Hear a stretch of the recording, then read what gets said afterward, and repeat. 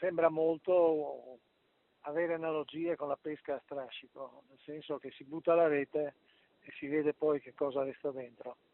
A parlare è Bruno Malattia, avvocato del gruppo Grigolin di Ponte della Priula, una delle 4 imprese trevigiane finite sotto indagine da parte della Procura di Gorizia nell'ambito della maxi inchiesta sugli appalti truccati, che coinvolge anche Air3, la società di gestione dell'aeroporto Canova, che si ritiene tuttavia parte lesa, non certo responsabile di illeciti.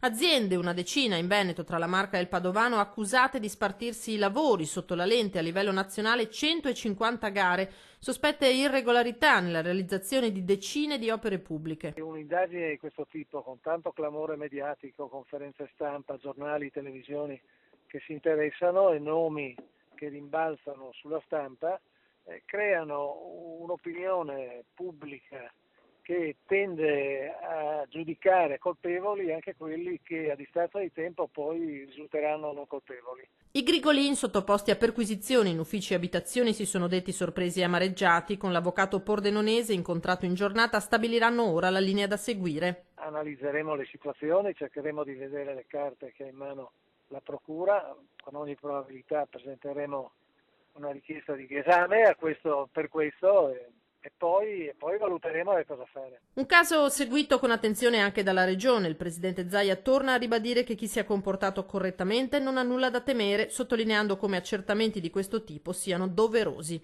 Benvengano queste indagini, l'ho detto anche col Mose, figuratevi se non lo dico ora, e vedo che noi siamo su alcune carte parte offesa, cioè la parte offesa lo siamo noi per alcune partite.